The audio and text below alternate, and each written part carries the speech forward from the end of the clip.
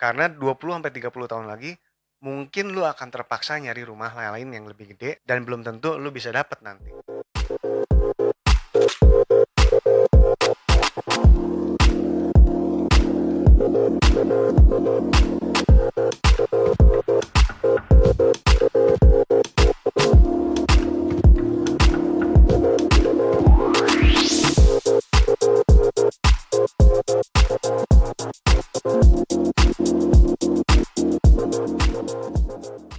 Assalamualaikum warahmatullahi wabarakatuh. Halo teman-teman, ketemu lagi sama gue di YouTube channel ini, Coffee with Adit.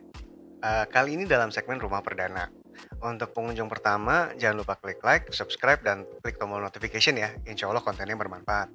Nah, oke, udah agak lama ya gue nggak nge-YouTube. Jadi gini, jadi akhir-akhir ini gue ngeliat ada sebuah segmen produk rumah yang mulai marak dijual oleh berbagai developer. Dan setelah gue lihat-lihat gitu ya, produk-produknya gitu ya, ternyata meskipun dari developer yang berbeda, gue menemukan satu kesamaan bahwa kalau lu sampai beli rumah ini, itu sebenarnya nggak sustainable. Nah, makanya gue memutuskan untuk bikin episode ini, minimal untuk ngewanti-wanti teman-teman. Jadi in case teman-teman lagi lihat-lihat rumah dan menemukan bahwa produk ini menarik bagi teman-teman, minimal gue udah memberikan nasihat gue dengan niat baik gitu ya. Segmen produk rumah seperti apa sih yang gue bilang nggak sustainable? Yang gue maksud adalah gini, rumah-rumah yang dijual dengan luas tanahnya hanya 50-60 meter persegi. Dan karena kecil, itu common area di bawah dan semua kamar tidur di atas. Gue harus nasihatin bahwa ada resikonya beli rumah seperti ini. Tapi sebelumnya gue mau tarik dulu ke belakang ya, tentang berbagai macam rumah yang ada di market. Jadi gini, ini ada 3 tabel gue udah bikinin. Segmen pertama adalah gini, rumah yang dibangun atau dibeli 30-40 tahun yang lalu. Siapa sih pemiliknya? Pemiliknya kebanyakan generasi baby boomers. Ini rata-rata mereka udah 60-80 tahunan, ya udah tua. Nah, luas kaflingnya aja itu gede banget. Itu antara 200-500 meter persegi. Itu luas kafling doang loh, belum luas bangunannya gitu ya. Nah, isi bangunannya kebanyakan tidak efisien. Ada dapur kotor, dapur bersih gitu ya, ada garasi, ada carport gitu. Nah, saat ini segmen rumah ini itu kesulitan untuk menjual rumah mereka. Kenapa? Karena luas tanah dari rumah mereka itu sudah terlalu besar. 300, 400, 500 meter persegi gitu kan. Nah, luas tanahnya besar, nilai harga tanah per meter perseginya juga sudah besar. Akhirnya nilai wajarnya aja udah 4 miliar, 5 miliar, 6 miliar gitu. Nah, sedangkan mayoritas pembeli itu adalah kaum milenial, generasi milenial, dan generasi Gen Z malah. Yang mana mereka hanya memiliki kekuatan finansial untuk beli sebesar 1 miliaran, yang mana sekitaran rumah dengan luas kafling 100 meter persegi. Gitu. Nah, jadi nggak ketemu tuh. Yang satu jual nggak kejual-jual, anak muda yang mau beli nggak mampu beli rumah yang segede itu. Gitu. Oke, nah tabel yang di tengah adalah rumah yang dibangun antara 10-20 tahun yang lalu. Ini generasi gue nih. Nah, jadi usia pemiliknya adalah 40-60 tahun. Kebanyakan adalah Gen X dan baby boomer yang akhir-akhir gitu ya. Nah, luas kafling dari rumah mereka ini kebanyakan berkisar antara 400 meter persegi downscaling ke 100 meter persegi. Rata-rata di atas 200 sih. Rata-rata di atas 150 lah ke atas gitu ya. Nah, isi bangunan dari rumah mereka juga tidak efisien, dapur bersih, dapur kotor gitu ya, ada garasi, ada carport segala macam. Nah, yang mana sebenarnya itu bisa di trim down sih. Untuk itu gue udah pernah bahas di sini ya. Sama dengan segmen sebelumnya, mereka ini sekarang sedang kesulitan menjual rumah mereka karena luas tanahnya masih terlalu besar, 200 meter persegi, 300 meter persegi. Ini minimal 2M, 3M gitu. Kebayang ya. Nah, sedangkan mayoritas pembeli yang sama milenial sama Gen X gitu, mereka nggak punya duit untuk beli rumah dengan luas tanah yang seluas itu. Terakhir adalah rumah baru nih, rumah baru yang zaman sekarang nih. Rumah-rumah baru yang dibangun dan dijual oleh developer zaman sekarang, itu target marketnya untuk generasi milenial sama Gen Z ini, antara 20-30 tahun gitu ya. Nah, luas kaflingnya itu kebanyakan 90 meter persegi, dan di 1-2 tahun terakhir, rumah-rumah dengan luas tanah 50 sama 60 meter persegi itu makin banyak nih. Justru makin sedikit rumah-rumah yang luas tanahnya tuh 90 meter persegi, itu udah sedikit. Rata-rata udah dijual antara 70, 60, 50 aja. Itu 50 paling ekstrim sebenarnya. Itu yang mulai marak nih dijual di pasaran. Nah, isi bangunannya beberapa efisien, beberapa bagian maksa, kayak dapur di halaman belakang gitu. Oh, come on lah. Lu mau gitu istri lu masak bareng tikus gitu? Enggak kan? Tempat lu nyimpen piring bareng-bareng sama misalnya tikus lewat gitu.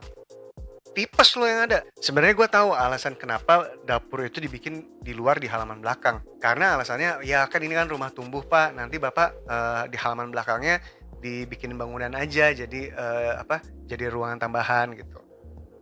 Yang mana sebenarnya itu bukan keputusan yang bijak, karena kan gini, rumah zaman sekarang kan kecil-kecil, mentok kiri kanan kan. Nah, karena mentok kiri kanan, lu butuh aliran udara dari depan ke belakang. Nah, kalau misalkan di belakangnya itu lu matikan, jadi ruangan tertutup, kelar.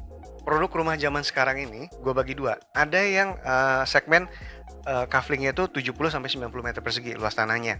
Nah, di rumah-rumahnya ini kebanyakan ada yang lantai 1, ada yang lantai 2, that's fine, gak apa-apa. Segmen berikutnya adalah rumah-rumah yang luas tanahnya itu 50-60 meter persegi.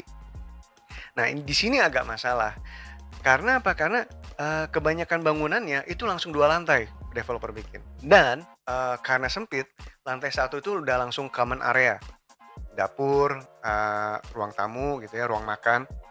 Nah, di lantai 2-nya udah kamar tidur langsung. Dan inilah segmen yang menurut gua nggak sustainable untuk kita. Kenapa? Karena gini, karena lahannya sempit, itu tuh bangunannya tuh langsung dibangun mentok, kiri mentok, kanan mentok, belakang mentok. Pada akhirnya gak ada aliran udara. Nah, kita sering terkecoh dengan bilang, oh iya, kan ada AC. Ya, tapi kan kita masa mau bakar duit dengan AC gitu kan. Yang pertama ini sebenarnya masih bisa kita akalin dengan kita invest di solar panel lah 20 jutaan gitu. Nanti 5 tahun lagi kita udah bisa menikmati listrik yang free. Kalau mau tahu tips hemat listrik bisa dilihat di sini ya. Oke. Nah, kelemahan kedua adalah gini, rumah yang kaflingnya 50-60 meter persegi ini ada yang ngejual di lantai 2-nya tuh hanya 2 kamar tidur. Itu juga masalah. Kenapa? Karena satu kan buat orang tua, nah satu kan buat anak.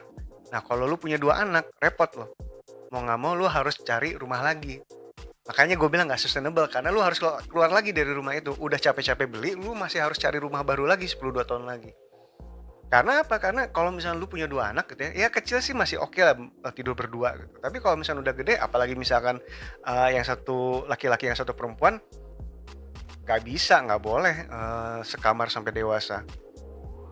Oke?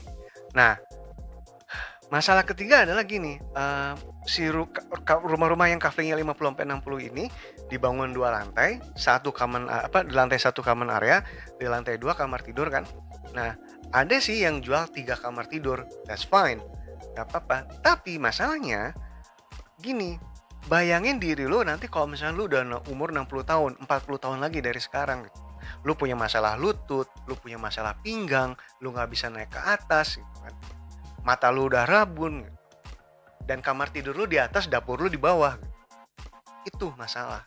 Nah, makanya yang namanya rumah itu minimal harus ada 1 kamar di lantai bawah. Gue pernah bahas di episode yang ini.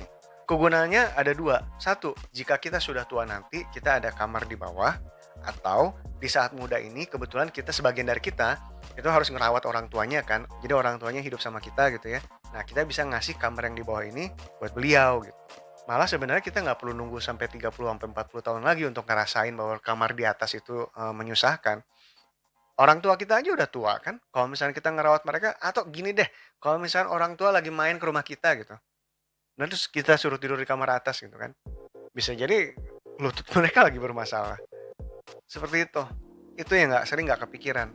Atas dasar kamar tidur itulah segmen produk ini, menurut gue, minimal lu pikir-pikir lagi deh kalau lu mau beli. Karena 20-30 tahun lagi, mungkin lu akan terpaksa nyari rumah lain yang lebih gede, dan belum tentu lu bisa dapet nanti. Intinya beli rumah tuh kan gini, beli rumah itu pekerjaan terlama, termahal, dan terberat kan. Jadi kita nih pengennya beli rumah sekali aja ya udah sampai mati di situ gitu kan. Nah, segmen produk ini agak sedikit sulit untuk mewujudkan itu gitu. Jadi gue recap ya, produk rumah yang lahannya 50-60 meter persegi, yang mentok kiri kanan depan belakang, di bawahnya itu common area dan kamar tidurnya di atas semua, minimal lu pikir-pikir lagi deh kalau lu mau beli. Bayangin diri lu menjadi orang tua tinggal di situ, dan apakah akan nyaman? Jika tidak, mungkin ada bijaknya lu beli produk rumah yang lain, yang minimal ada satu kamar di bawah. Ya udah gitu aja dari gue. Jangan lupa klik like, subscribe, dan klik tombol notification. Leave a comment, dan jangan lupa tonton video-video gue yang lain juga. Sampai ketemu di episode berikutnya. Assalamualaikum warahmatullahi wabarakatuh.